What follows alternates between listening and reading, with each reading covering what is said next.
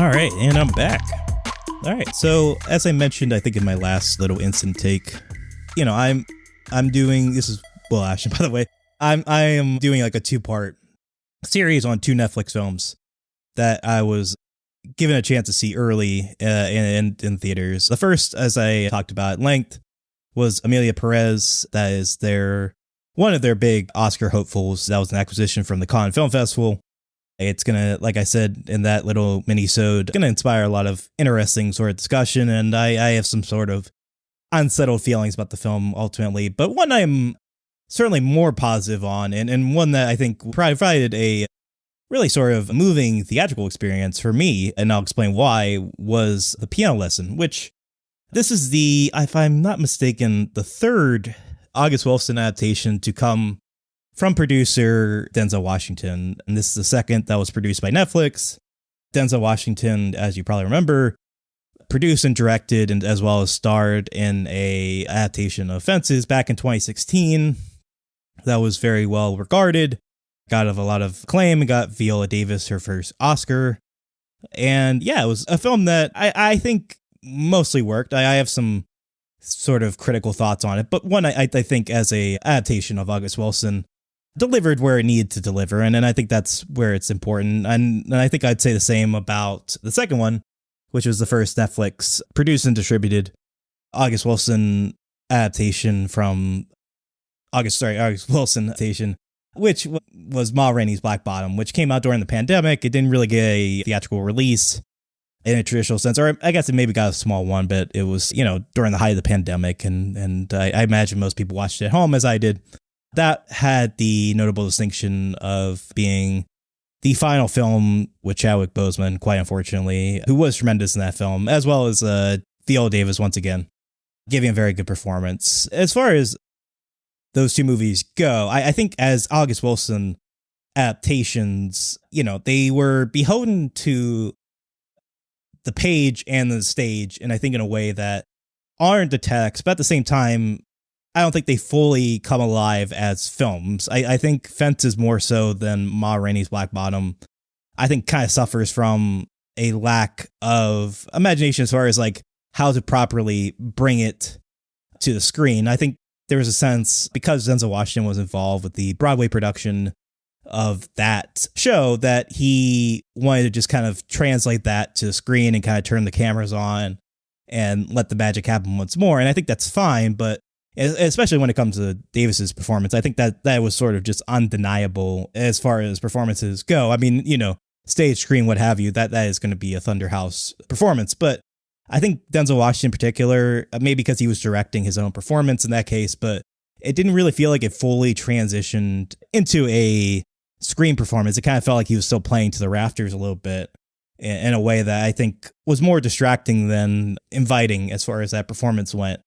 And I think, Denzel didn't direct Ma Rainey's Black Bottom, but, as a producer, I think, that was reined in a little bit better, I think, with Ma Rainey. And I think it helped that with that film, you're dealing with these sort of, big personalities. Not to say that they weren't in Fences, but, these performers who, sort of live or die on these sort of like grandiose forms of expression and fly on the seat of their pants, as it were. And I think, I don't think it's a super cinematic film, but I think that one was a step in the right direction. I think it does suit the screen a little bit better than what Fences did, at least in my opinion. But as far as these adaptations go, when it comes to Piano Lesson, I do think this is the best of the 3 quite easily.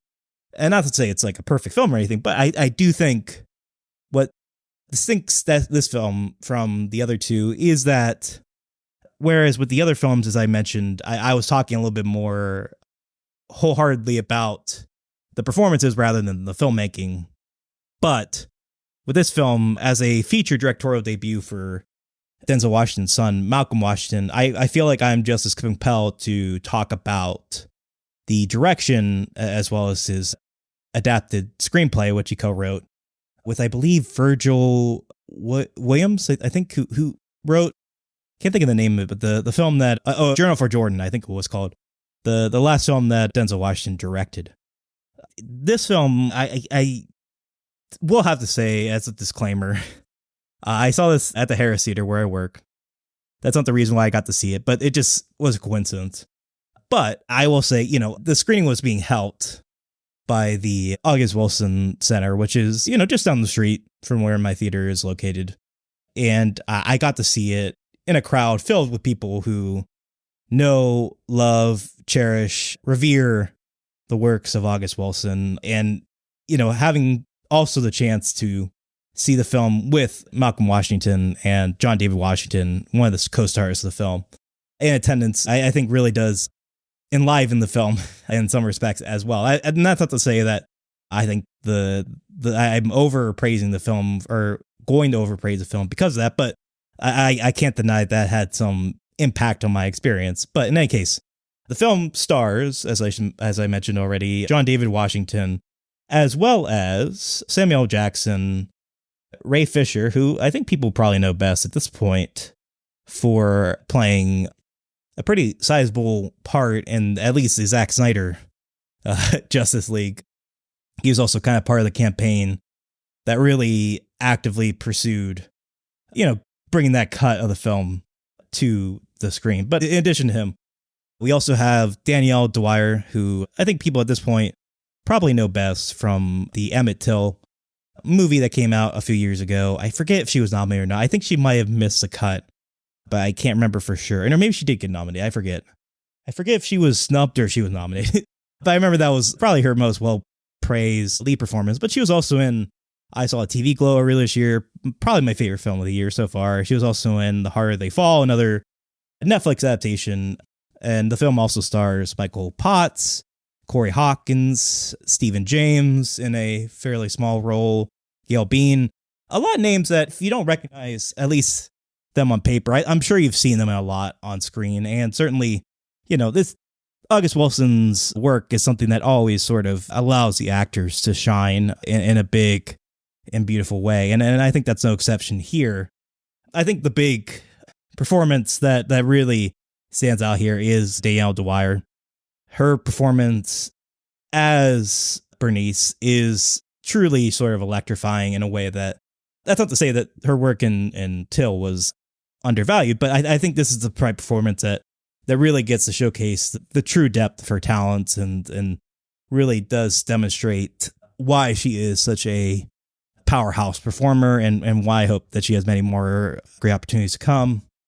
But also, I don't want to shortchange Ray Fisher or Corey Hawkins, both in small but notable supporting roles. Fisher in particular, it actually kind of took me a moment to recognize him because he has a fairly distinctively different look. His mannerisms, his physicality is different than I think I've seen from him previously, but he really imbues his character in a touching and soulful and tender sort of way, and it's a really lovely performance. It's funny, but it's also kind of sad and tender, as I mentioned before. And Corey Hawkins, it's a sort of like Bible thumping preacher with some sort of demons to work out. I think he gives one of his best performances. I think he's been an actor on the rise and someone that I've really been fond of in different films, but this really is one of his best showcases, and I think it does show why he is getting more and more exposure as far as films go. I will say, as far as Samuel Jackson and John David Washington go, Samuel Jackson is good. It's definitely a quieter performance than I would have expected, not because I expect him to be, the Pulp Fiction level in every film, but he's mostly, for being the top billed actor, he is sort of kind of in the background a little bit. He's someone who doesn't really get a lot of time compared to some of his co-stars to shine. He is good though. I just don't think, I think people may expect a little bit more as far as like what he's going to bring to the film. And I think he's definitely a part of an ensemble more than like a lead here. And John D. Washington, it is a really good, thoughtful performance. It was really fascinating to hear what he had to say about the film and the performance and his reference for August Wilson after the film. I do think, as far as like his performances go, we've seen him in a number of things by now, and I think I kind of prefer when he's a little bit more downbeat and maybe a little bit more kind of like true to life. Like, I think he's really good And Black Klansman, I think he got an Oscar nomination for that. And, Tenet, I think he's really strong in. I know people have mixed feelings on that film, but he really worked for me in that.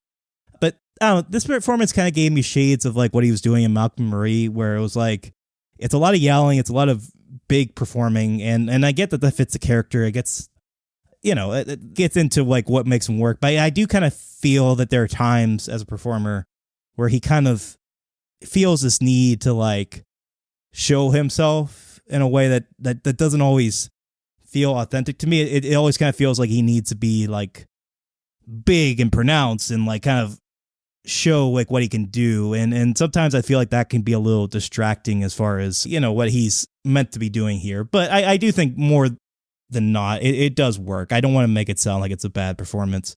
I just don't feel like I have as strong a reaction to it as maybe some of the other performances here. But going back to what I was saying before, as far as like the direction the film goes, I think what really makes this one stand out is not only the cinematography, and I can't remember the guy's last name, but it's Michael Giolacchi. I forget. But he's done a lot of really outstanding things. He did Us. He did Under the Silver Lake. I think he did It Follows. I don't remember exactly, but this movie does really showcase a desire to really show August Wilson's work in a more cinematic light. You can tell a lot of thought and a lot of care went into how to present this film in a cinematic fashion, how not to leave it restrained to the stage and the page, and really kind of show new light and new expressionism to this work. And I think that's what's really exciting and what makes me hopeful about what I presume will be the future August Wilson adaptations to come, is that there's a clear care here and an evolving sense of care from these three films to sort of bring a new electricity to the performance. It's not solely relying on the text to just kind of transport us. It shows here that Malcolm Washington is someone who is very nuanced and considerate about what he wants to do with this material and what he wants to do to honor the text, but also, staying true to what really works here, which obviously comes down to performances and the writing. But yeah, I think, to wrap it up a little bit, there is a kind of a constraint that was felt with the previous two films that I think is finally being sawed away, I guess, and in a way that makes me really excited for, seeing these great works come to life again on the screen. I don't know what's next. I don't know if they have anything announced at the moment. I mean, there are like at least seven other plays, I believe, that they can pursue if they want to keep this going. But yeah, I mean, I don't think it's a perfect film in any particular sense. I mean, I didn't really get into some of the things that didn't really work for me, like the pacing, which can get a little shaggy. And I don't think, I kind of felt the length of this in ways I didn't really want to. But, I really just kind of want to focus on the positives here, which is this does feel like a good step forward. And I think I'm definitely going to be more receptive to whatever awards attention this movie gets compared to the previous two adaptations, which not that I was against, like I said, but it did kind of feel like outside the performances, I was a little cold on those films. And this is one where I can really kind of get behind what they're doing and what it represents for future adaptations, not only from Netflix, but from August Wilson's work, which I think will obviously stand the test of time. But, the better the films are, the greater resonance to his indelible work will get from a broad perspective. So I'm kind of running out of things to say. I did these two Netflix ones back to back, so I'm kind of tired. So yeah, that's all I have to say. Thank you for listening. I hope you got something out of this, and hopefully we'll have a discussion on this film as well on the main feed. But that's it for now. Bye-bye.